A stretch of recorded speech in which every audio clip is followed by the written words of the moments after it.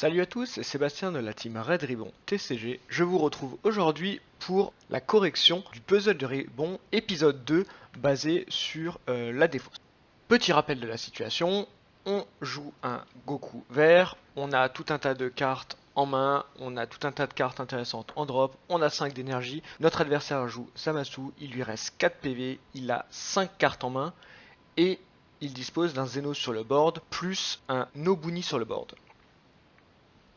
Vous avez été très nombreux à répondre et ça me fait très plaisir. Et vous avez pour beaucoup donné plein de bonnes solutions, même des solutions auxquelles j'avais pas forcément pensé. Et c'est très intéressant. L'idée, c'est simplement vous présenter une solution. Le puzzle n'est pas forcément compliqué, mais il faut absolument éviter le gros piège. L'idée de certains était de vouloir se dire bah tiens j'ai un Gogeta dans la main, je vais pouvoir facilement lui vider sa main, lui faire un dégât peut-être en critique, etc. Et après attaquer en triple frappe et le finir tout simplement.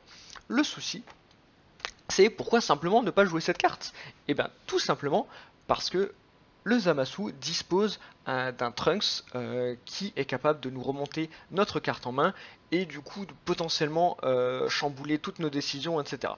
On va faire attention à cette carte pendant toute la durée de notre tour, mais si on s'en sort bien, elle n'aura pas d'impact et on va chercher à vider rapidement sa main.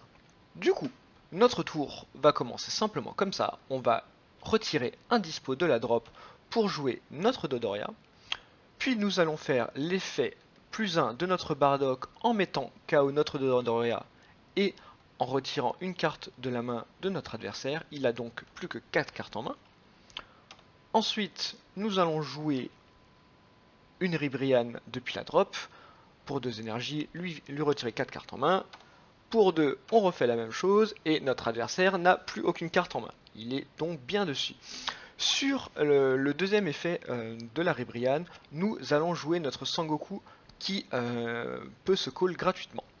Nous allons donc attaquer avec, call un Champa en combo pour donner double strike à notre Sangoku.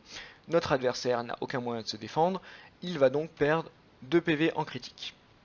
Nous attaquons maintenant avec notre leader pour lui faire 1 de dégâts, il va donc récupérer une carte en main et il lui reste un PV à faire tomber tout simplement.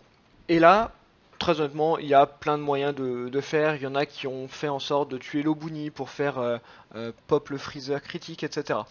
Moi, mon idée, c'est simplement jouer un petit peu sur les règles et les effets des cartes.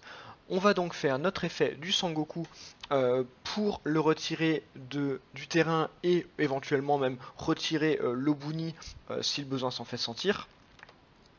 Tout simplement pour repouvoir jouer un dispo depuis notre drop, recall un Dodoria. Et là, attention, certains avaient fait l'erreur de dire bah, je vais attaquer avec Dodoria, je vais me piquer un PV, etc. Attention, le dispo annule les effets du Dodoria, c'est un élément important. Là, simplement, il lui reste une carte en main, potentiellement il nous reste à nous 2 attaques. Ce qu'on va simplement faire pour jouer un petit peu avec notre adversaire, c'est attaquer le Zeno avec le Dodoria. On va super combo pour lui retirer la dernière carte qui lui reste en main. Notre adversaire, étant donné qu'on attaque un unisson, n'a pas vraiment de moyen de réponse. Et il lui reste plus de cartes en main. Et on va pouvoir simplement finir en attaquant avec Bardock. Et avoir la victoire et vaincre notre adversaire. Voilà, j'espère que le petit puzzle vous a plu. N'oubliez pas de mettre en commentaire si vous aviez pensé à cette solution.